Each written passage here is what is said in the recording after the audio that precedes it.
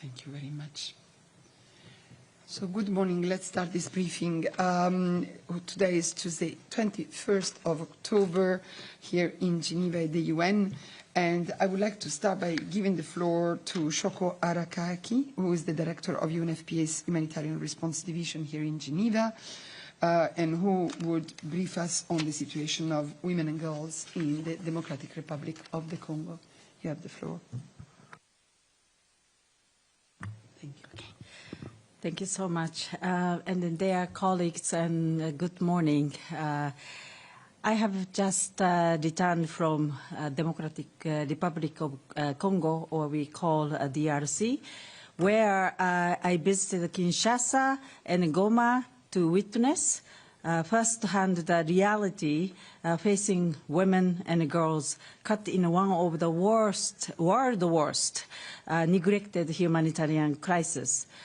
Sometimes or often characterized as displacement, protection and health and food, nutrition crisis. Throughout the visit, I also reaffirmed our collective commitment to their health, rights and protection in their situation, humanitarian situation on the DRC. I met extraordinary women and girls living through unimaginable hardship. I spoke with midwives who continue to deliver babies under extremely difficult conditions. I listened to mothers who had lost everything, to young girls who still carry the scars of violence. I also met local partners, including women-led organizations and the frontline health workers who continue to serve their communities with courage and compassion. I was indeed devastated to listen to a story of a 14-year-old girl who was raped several times.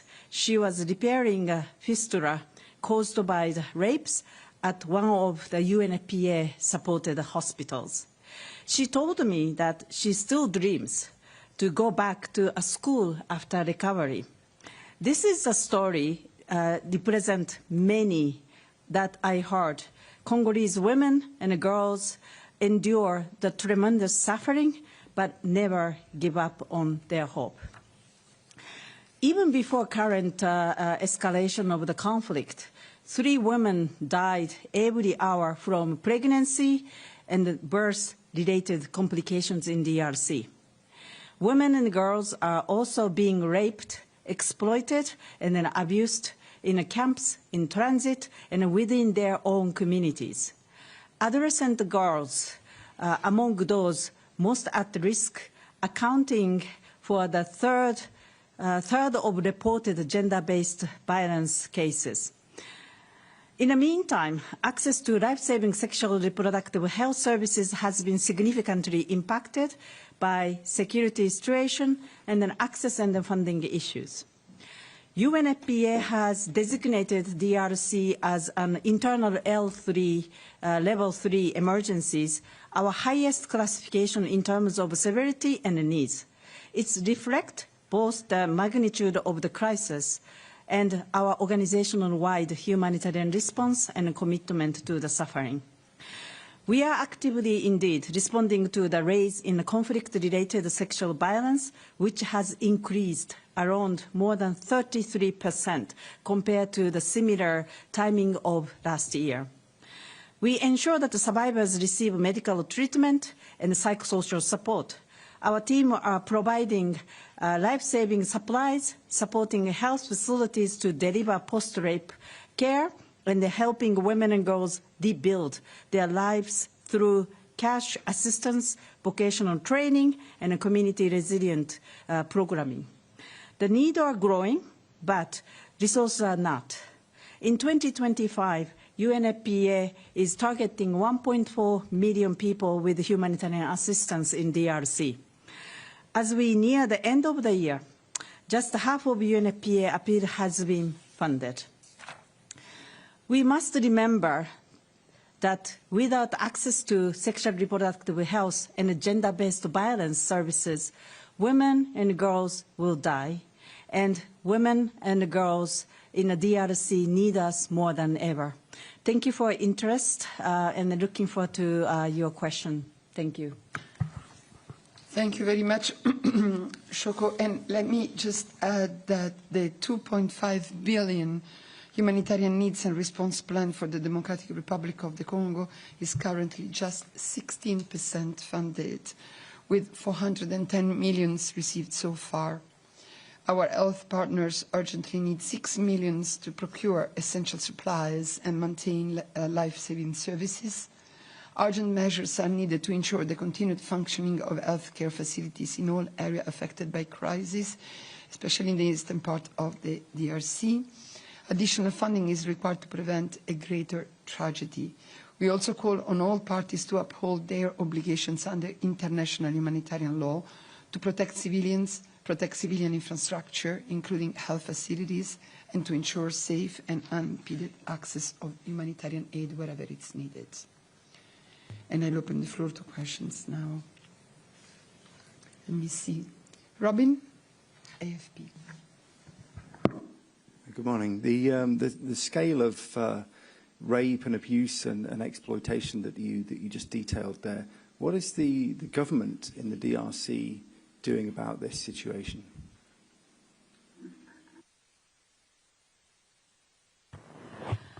Yes, indeed. I actually met Minister of Social Affairs and Humanitarian Actions in the DRC, and then she was really passionate. She was really emotional, I must say, knowing what's happening in the east side. And government of DRC is always supportive about protection of women and girls, and then responding to the conflict-related sexual violence, including, of course, gender-based violence. But the new situation right now, they cannot go in. So while government is really care, but also asking our help, because we are the one who can really go to the territory. But I just want to highlight that we get good support from the government for this issue. Thank you. Other question in the room? I don't see any. Let me see if on the platform we have anybody who has comments or questions for you. I don't see any. So thank you very much, Shoko, for coming and telling us about this important mission, and also putting the spotlight on this other terrible situation which we've been seeing for such a long time in DRC. So I'd like to ask now Eber to join us on the podium. Thanks again. Thank you. If I find the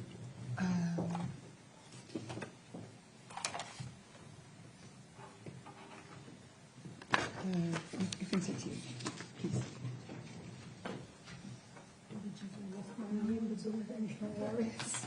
I know the building is complicated these days. Thank you very much. So I think you have already met Aber Etefa, the Senior Regional Communications Officer and Spokesperson for the Middle East, North Africa and Eastern Europe of the World Food Programme. I think you briefed already the journalist at last briefing, and you are here to give us a further update on the situation in Gaza. Thank you.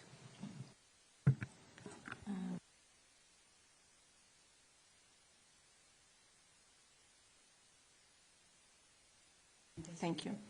Yeah, thank you for having me one more time, and happy to provide further updates on the situation in Gaza on behalf of the World Food Programme. I think on Friday we had some developments on access, on deliveries. Over the weekend we've seen also some further developments. So let me walk you through the latest on our operations on Gaza. So I think since the ceasefire started on the 11th of October, we've now have over 530 trucks into Gaza supporting bakeries, nutrition programs, general food distributions. So far, we've had over 6,700 tons of food. That's enough for close to 500,000 people for 2 weeks. Daily deliveries continue, and they are now averaging around 750 tons. That's much better than what we had before the ceasefire, but it's still well below our target, which is around 2,000 tons every day. With full access, we plan to restore regular food distribution networks, expanding to 145 distribution points across Gaza. When I briefed on Friday, I mentioned that we've had now 5 distribution points over the weekend. This is now up to 26 distribution points operating, with more reopening as the conditions permit. Most of these distribution points are in the south and center of Gaza: Deir el-Balah, Al-Nusayrat, Khan Yunis, Al-Mughazi, Al-Bareji, and the response has been really overwhelming. People are showing up in large numbers, grateful for the efficiency of the delivery of food assistance, as well as the dignified way of people standing in line, quickly getting their food rations, and especially impacting the most vulnerable, the women, female-headed households, the elderly. These are our top priority at the moment. As we stand, also, there's still the delivery of fresh bread on daily basis, 9 bakeries, but we still need more to go. We need to be up to 30 bakeries across Gaza. But for this to happen, we need large quantities of wheat flour. We need to up the game in terms of the delivery of more food supplies, and specifically wheat flour, to be able to get the 30 bakeries. As we speak, 500,000 people are benefiting from these, from the fresh bread, distributing around 100,000 bundles, 2 kilograms each, to help families. So, as I mentioned, the good thing is that we're getting to the most vulnerable, the women, and the assistance include the general food distributions, the bread, as well as the cash, some cash to a number of the most vulnerable families. Over the next 3 months, we would like to get to 1.6 million people. We're also scaling up the nutrition support for the pregnant and nursing mothers, and very important that we get into the North Gaza. We've managed to get some distributions in Gaza City, but not at the scale that we would like to see. It's very important that we get all the food, all the border crossing points open at the moment. Since Friday, and since we spoke, we still have only Karam Shalom and Zikim only open for the deliveries, which does not really serve the north. So it's very important that we get into these border crossing points. Sustaining the ceasefire is vital. It's the only way we can save lives and push back on the famine in the north of Gaza. Full implementation will allow WFP to operate at the scale required for this crisis and effectively support all the partners and the distributions on the ground. So my colleagues have been able to travel to different parts of Gaza over the weekend. So we have, I can give you some, description of what people are telling them. I think my colleagues, I spoke to them this morning, they said that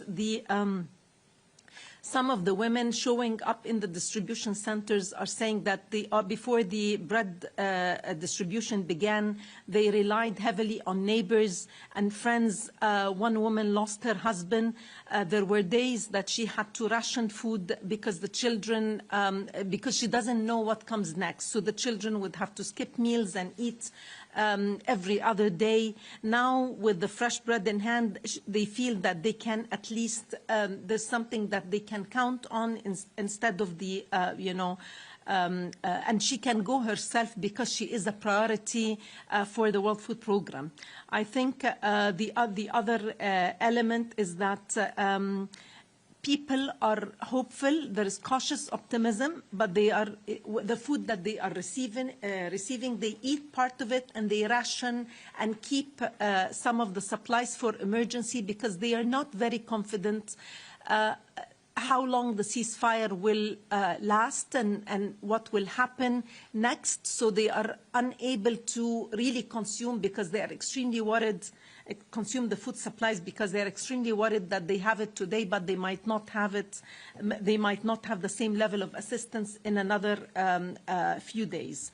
It's a fragile peace. Some of the people are saying 2 days ago there were airstrikes. We were told it's safe. We were told it's a ceasefire. So we don't know, should we move back home or stay here? We're in survival mode. We're still eating less, spending less, hoping more. But that's basically the mood among the families that my colleagues are seeing in the different food distributions where they have been, where they have seen.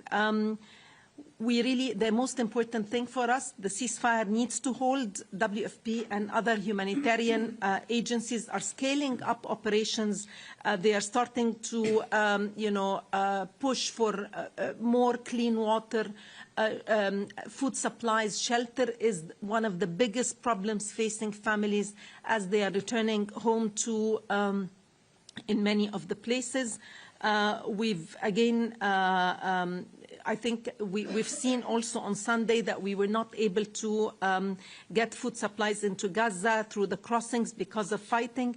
But we know it's a fragile ceasefire. The most important thing is that it lasts and people continue to hold on to hope, as well as our teams on the ground. Thank you so much. Thank you, Javier. Let me join your call for this, as we also at the UN are encouraged that the parties have reaffirmed their commitment to implementing the ceasefire in Gaza. And we do remain concerned, as you said, by all the acts of violence in Gaza and the reported attacks and strikes that took place this weekend. We urge all parties to honor all their commitments, ensure protection of civilians, and avoid any action that could lead to a renewal of hostilities and undermine humanitarian operations. We reiterate the Secretary General's call for the release of the remains of all the deceased hostages. And I'll open the floor to questions. I see Christiane, German news agency. Good morning. Abir, could you explain a bit why are you not able to take 2,000 tons in every day? Can you give us a bit more detail what the bottlenecks and obstructions are? And do you see looting of the WFP trucks inside the territory still? Thank you. So a few things, just because I forgot. We have a video news release that will be out today with footage of food distributions of the, movement inside Gaza. So you'll have a collection of freshly collected content and footage, video footage from the ground in the last 2 days. That's one. The other thing is that also when I mentioned the distribution of cash, I meant it's the digital vouchers that we're giving to families so that they can go back to the market and are able to get fresh food and produce. And that's mainly for the most very vulnerable families. And these are mainly the severely malnourished who need complementarity to the food basket that we're providing, which is always, dry food rations. In terms of your question, first question is on why we're not seeing the scale up. To be able to get to this scale up, we have to use every border crossing point. Right now, we're only using Kerem Shalom and Zikim. So, of course, the capacity, the pressure, the movement inside Gaza with the severe amount of destruction makes it, almost impossible to get to this goal of 2,000 tons unless you are able to utilize all crossing points. So we need this to open. We need, of course, that requires a lot of coordination on the ground. So we're hopeful that we're going to get to this point, but it is happening slowly. As I mentioned, over the weekend, we've had more distribution points happening, and the team is, pushing everything on the ground so we can get to this, to that level. In terms of looting, we haven't seen looting actually of our convoys since the ceasefire, since the opening of the supplies. I think people are reassured now that, if they wait, that they are going to see more, and they are, seeing that convoys are coming constantly. People, the bakeries are starting to run, and that's an important element psychologically, so that people are patient and wait for food supplies to come. Plus, also, we are not seeing any, kind of the armed groups on the ground that also, took part of these looting events at a certain point. So, happily to report that convoys are pushing through, food is getting to the warehouses, and distributions are happening in an organized and dignified manner. So these are the two questions, yeah. Thank you very much. I'm sorry, I'm really sorry also. I mentioned that it is Kerem Shalom and Zikim. Actually, it's Kerem Shalom and Kisufim. Zikim is in the north, and it's not yet operational. So it is, just to reiterate, it's Kerem Shalom and Kisufim that are open at the moment. Yeah, Kerem Shalom, yeah, and Kisufim, absolutely. Emma Farge, Reuters. Good morning. Great to have you with us in Geneva. Two questions, please. One on the crossings. Have you got any indication when the northern crossings will reopen, and why the reluctance on the Israeli side to open them, given the scale of the needs? And secondly, given that there has been a famine in northern Gaza and there are pockets of people who I imagine who have been isolated and you haven't been able to reach yet. Are you concerned at all about refeeding syndrome, people who have been deprived of food for so long, possibly suffering from having too much too quickly? And if so, how are you planning for that? Are you seeing any cases? Thank you very much. So on your first question, no, we don't have an indication on when this border crossing point will open. On the refeeding, I'm sorry, I didn't get the question. If people are getting too much to eat after a long time of privation, yeah, has problems, and how are you preparing for that? I think I'm not sure that we have the enough food for the whole population to see that we have a refeeding syndrome. I think people are just like, still what they are getting is, is enough, but it's not too, and as I mentioned, people are nervous about the future of the ceasefire and whether they'll continue to get access to food or not. But we have not heard from on the ground that there is a refeeding program, a problem. And we have nutritionists with our teams in Gaza, so I'm sure that they are looking into that. But we haven't gotten into the point that Gaza is flooded with food and families have more than what they need. Other questions in the room? To Adair? Isabel Sacco, Spanish News Agency. Thank you. Just on the weekend, we all expected Rafah to open. So were you doing preparations for that at any moment? Were you really ready to use this crossing point?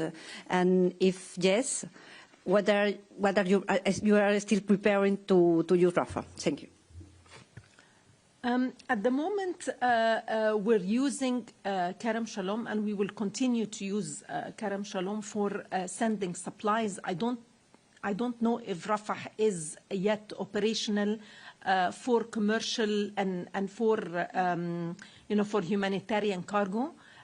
So I don't think we have immediate plans to use Rafah. We will continue to use Kerem Shalom in the south to push supplies into Gaza. And it's unlikely that it's going to be used for humanitarian cargo given the level of destruction as well. Yeah. Okay, Robin, AFP. Thank you. What about fresh food, bringing fresh food into Gaza? How much of that have you been able to bring in? And secondly, food that makes it to markets. Do you have an indication of what sort of prices staple foods on markets are going for? Because we've heard reports in the past that things which are available to buy are extremely expensive and beyond the reach of a lot of people. So traditionally, our food basket will not include fresh food or produce because of the, fragility and vulnerability of these, food items in terms of spoilage. But this is why it's very important that we keep the voucher program, because that allows people to go to the markets and to get what they need in terms of fresh food supplies, whatever is available. This is why it's very important, and we always advocate for the commercial supplies to get in. I mean, humanitarian aid and supplies will not be the only solution for, dealing with severe malnutrition and, and having a complete food basket. So it's very important that we see that commercial supplies get in. Now, in terms of the, we've seen reports that, because supplies are getting in, the food prices have dropped, but not to the level that it can be affordable. There's still a huge problem of access. People can find food in the market, but it's out of reach because it's extremely expensive. We believe that, I think, prices have gone down, and we're trying to, this is why it's very important to get to the most vulnerable. 200,000 people should be getting these voucher programs to be able to access food in the market. So I think we're hoping to get the private sector to continue to push and get supplies in the market. Well, yeah. Could you say when this voucher program will begin? If the recipients, when they will get electronically or in paper? I don't know how it works.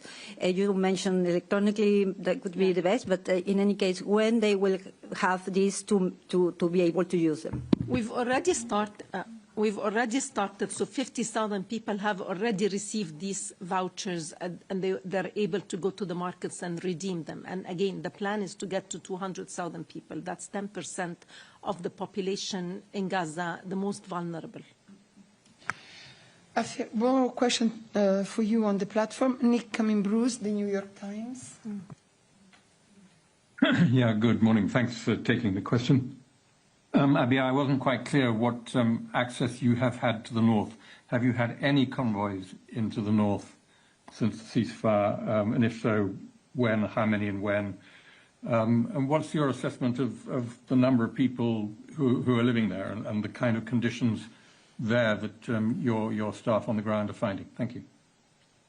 So we, in terms of access to the north, we've had one distribution of nutrition supplements for the pregnant and nursing mothers. We've had, and children who are suffering from malnutrition. We've also had some nutrition snacks that are important to provide some, nutrition items that you don't get from, the regular food supplies, which is being distributed in these temporary learning spaces for children. But we haven't had large-scale convoys into the Gaza city or to the north of Gaza. We've cleared the roads at scale into the north, but we need these crossings to open so that we're able to get large-scale convoys. I think the team has worked since the 11th of October on making sure that all the roads from the border crossing points, are cleared, so that we facilitate this quickly. We're ready. We're just hoping that it doesn't take too long before these crossing points are open. And he was asking if you have an idea of how many people are still living there and which conditions. I don't really have the exact number of how many people are still inside in the north, but you know, the IPC that was published on the 22nd of August has put the number of people in famine or risk of famine at around 500,000, so 500,000 people are facing famine conditions in the north of Gaza. It's a very dire situation. We've lost access, you know, to the north of Gaza for a month now, so it's the situation is extremely dire, and it's a priority to get, of course, to the northern parts of Gaza and to Gaza City. Satoko Adachi, Yomiuri Shimbun. Yes, good morning. Thank you very much for doing this. I have two questions. How many staff does the WFP have inside Gaza? And secondly, are you able to work with the staff of UNRWA for the distribution of your supplies inside of Gaza? Thank you. On your first question, I would need to get in touch with the team on the ground to know exactly how many staff we have on the ground. On your second question, we're working, we'll continue to work with all our partners on the ground, and we coordinate with UNRWA like all other UN agencies, UNICEF, you know, WHO, there is coordination happening on the ground, and we're also working with the logistic clusters, with the, you know, facilitating the movement of supplies on behalf of the UN partners and NGO partners inside Gaza. So we're working with all agencies on the ground. Maybe just to add that I think it was yesterday when UNRWA said that with the ceasefire in place and as more areas become accessible, UNRWA has been expanding the number of temporary learning spaces set up in community shelters for displaced people. Imogen Folks, BBC. Yeah, hi. It's just going back to the access to the north. Just to clarify, you said you had cleared the roads. You mean you have cleared the roads from the northern crossings to the places in the north you might like to reach? And then secondly, to expand on that, are we to understand that you really, to get from, say, Ker Shalom to the north is just impossible at the moment? Is that because the roads are blocked or mined or you're prevented? Could you just clarify that exactly, please?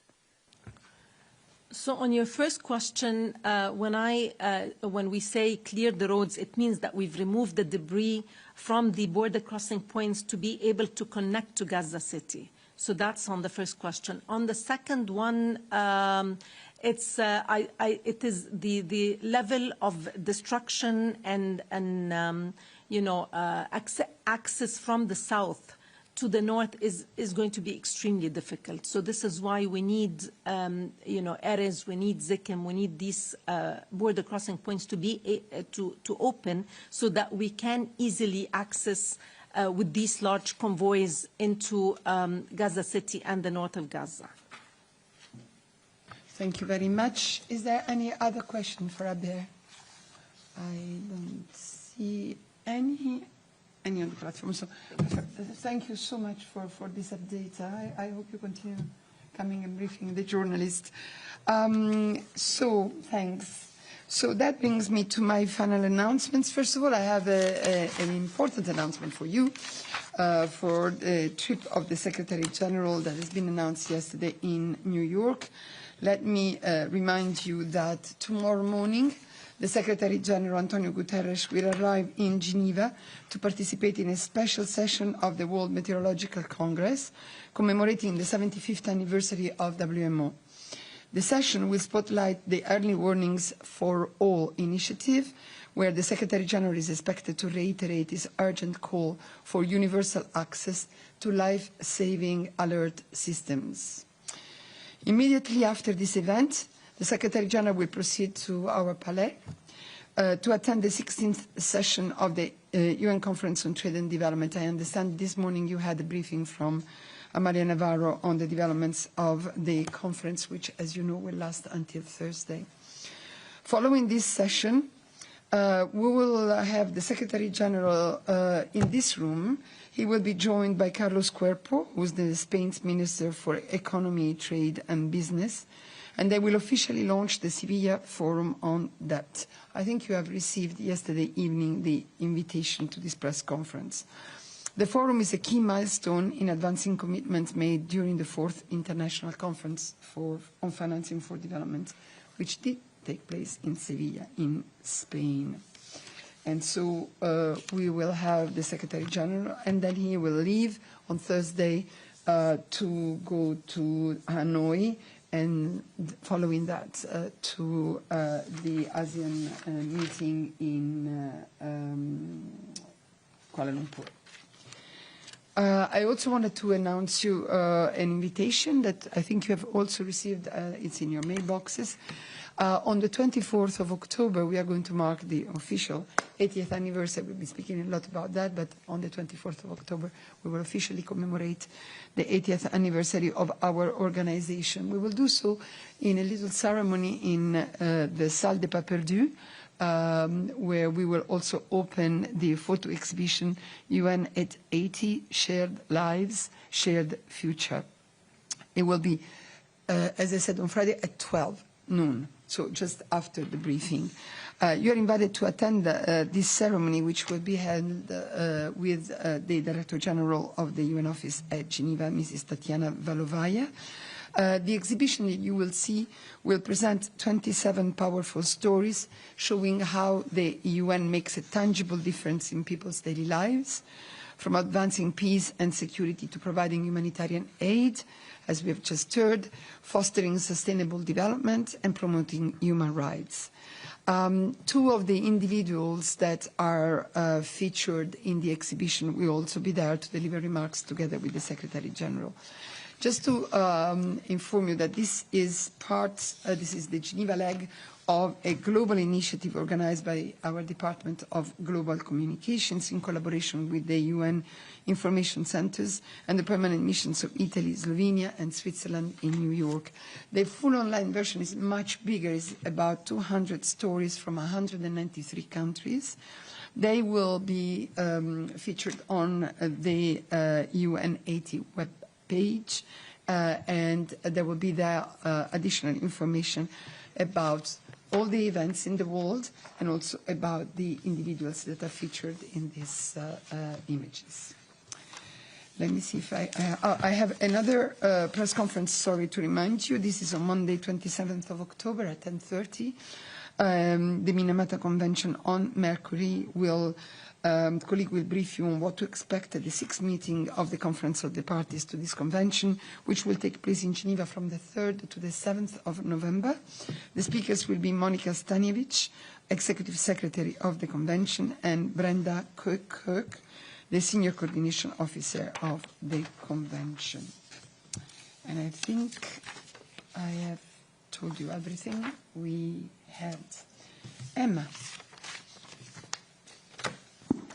Is it possible to ask a couple of questions on Gaza to WHO and OCHA? And of course. I also had a question for Claire, if possible. Let me see for Claire. Yeah, Claire is there.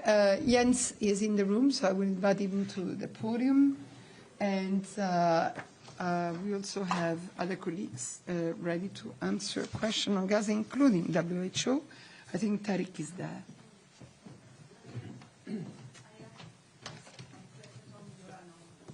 Okay. So, Emma, do you mind if I listen to that first? Okay, Isabel, go ahead, and then while we are opening the connections with, I don't see Tariq yet, but yeah, go ahead. But can you use the mic, please? Can you use your mic? Mr. Guterres will also make a speech in the UNTAD conference. I didn't hear that. Secondly, I didn't get really the email on the event with the Spanish minister, so I don't know what time is that.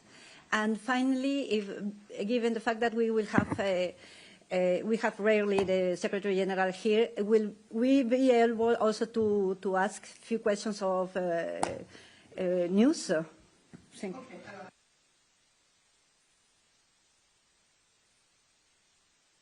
Okay. About the program of the Secretary General, yes, absolutely.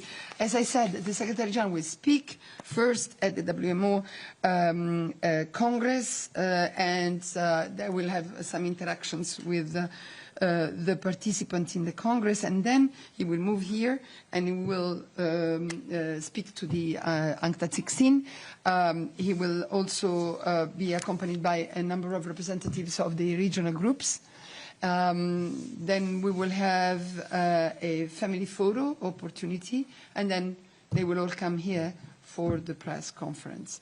The press conference invitation, I have sent it to you all yesterday evening. It was pretty late. Yeah, it was about 8 o'clock. I was still, I remember perfectly the time because it was late. But definitely, yes. The speakers to the conference will be, as I said, the Secretary General, Carlos Cuerpo, the Minister of Economy, Trade and Business of Spain, and Rebecca Greenspan, the Secretary General of UN Trade and Development, and Lee Junhua, the Under-Secretary General, United Nations Department of Economic and Social Affairs, will be there, will be here on this podium. To launch the Sevilla Forum on that. The Secretary General will have to depart after the opening statement, so I don't think we will have an occasion to ask him questions. However, Mrs. Greenspan and Mr. Lee Junhua will be staying over together with the Minister of Economy, Trade and Business of Spain to answer your questions. So it will be a proper press conference only. He will have the time only to do the opening statements, but then he will have to leave. But you will hear from him definitely on this occasion. I don't think anybody who's not accredited to the UN is listening to me now, but I tell you, in case you have colleagues that have been accredited to UNCTAD in particular, if these colleagues don't have the permanent accreditation to UNOG, they will have to register for the conference as explained in the advisory that I've sent out yesterday night. And Isabel, no worries, even if you haven't received it, I definitely send it again. You had a third question, I think I've forgotten. No, it was all. Okay, thank you very much. And then I know you have a question for Claire, but and she's online, but let me first start by giving the floor to Emma, who has a question for Jens, and for Tariq, if we found Tariq. Go ahead, Emma.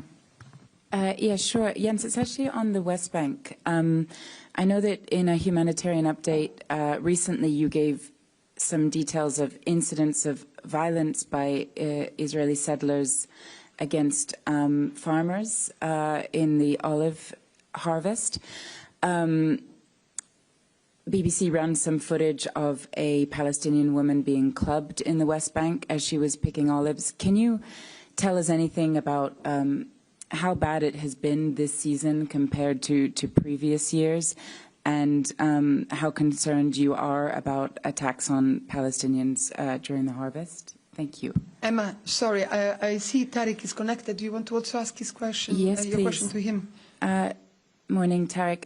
It was actually on Rafah and medical evacuations. Do you have any indication when that corridor will be reopened, and how big a difference will that make to the enormous backlog? Thank you.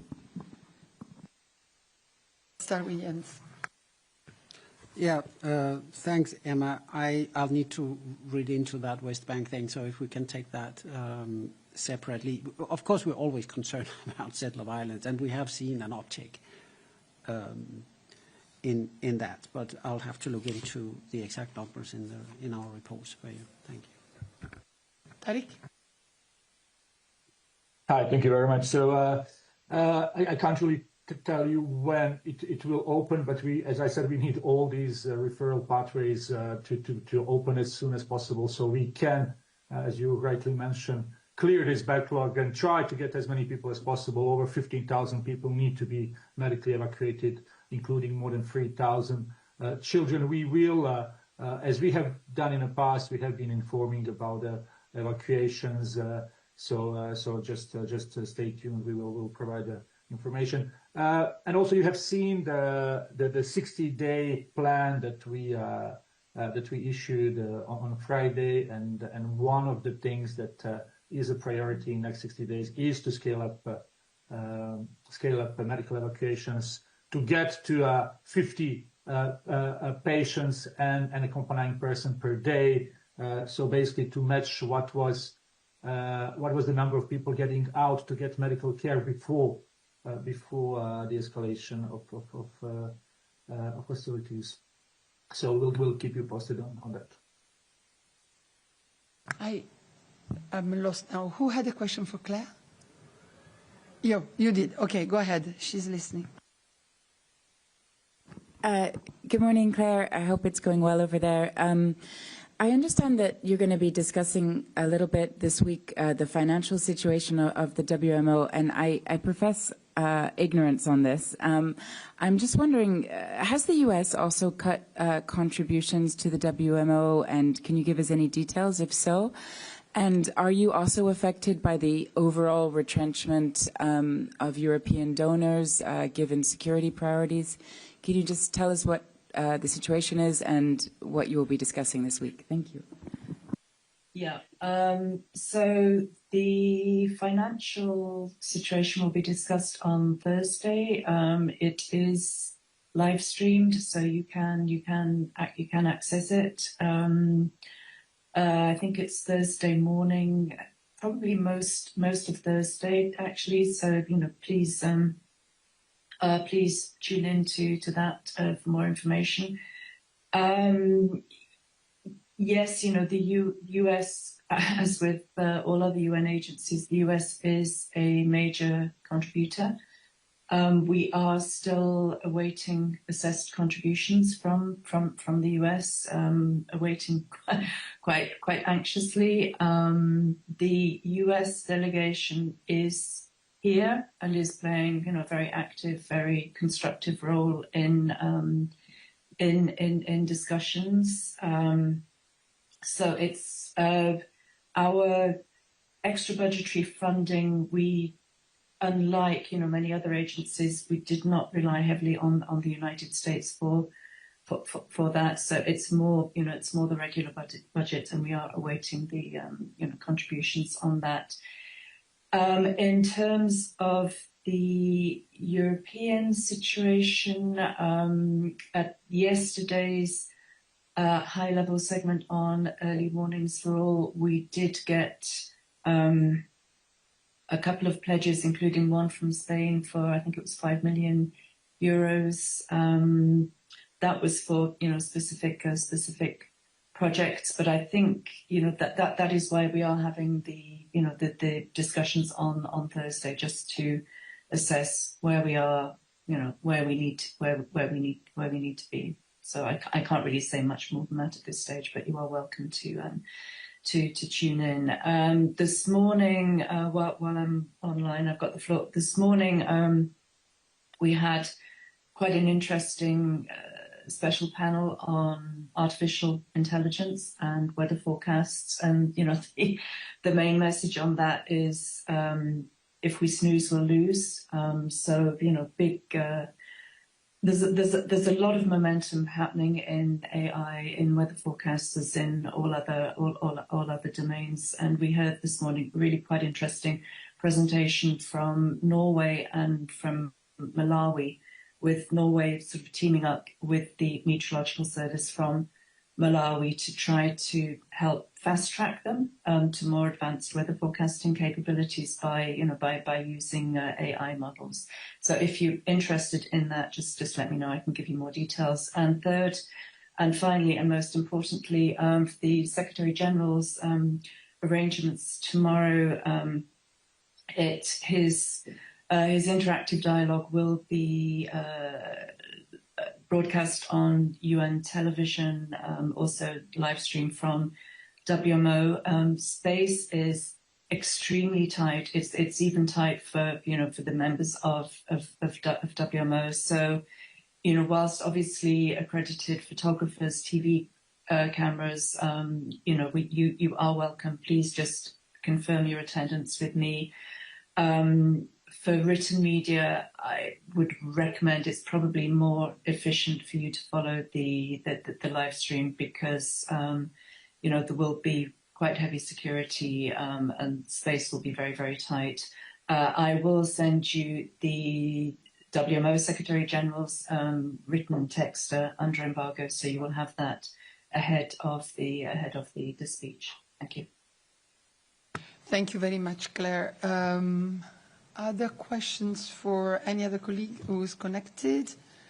Nick, I see your hand. Is that for Claire? I can see in the chat you have not received the invitation either. I have just checked. You were all in my message. So this is really strange. I will send it again with pleasure. And but please check your mailboxes because I did send it yesterday night. But Nick, maybe you have a question to Claire? Yes, thank you, Claire. Good morning. Yeah, just in relation to US funding, do you have some numbers at your fingertips there? What percentage of the overall assessed contribution comes from the United States? And when you talk about waiting for the US to pay, how far in arrears are we talking? Are you waiting for the 2025 contribution, or are we going back further than that to 2024 as well? Thank you. I need to refresh my memory on the figures. From what I understand, I think it's just over 21% for the assessed contributions, and yes, 2025. We haven't heard word either yes or no. I think probably other agencies may be in a similar position to us. But as I said, the US delegation is here. They are, playing a very constructive, very active role in the discussions. So, and as the WMO Secretary General has said time and time again, whether climate and water know national borders. This is why global collaboration really is a key, and that is one of the main messages of the WMO's 75th anniversary, that, we've been exchanging data, for 75 years now. The WMO's World Weather Forecasting Program, World Weather Watch, preceded the World Wide Web. So we've been doing this for a long time. The US has been right at the heart of the action, from the very beginning, and they remain, at the heart of action. They're very, very crucial, very important member. Thank you very much, Claire. Satoko. I just want to check with what you said. Since when the United States has not paid their contribution? Since 2024. Am I wrong? Since the Biden administration. Thank you. Let me double check. I understand it is also from 2024, but I'll double check and I'll get back to you on that. Thank you very much. Any other question? If not, thank you again. I think I'll see you all for the press conference of the Secretary General, and then we will see, of course, each other on Friday, and hopefully at the ceremony for the 80th anniversary. So thank you very much, and I'll send again the invitation just now. Thank you.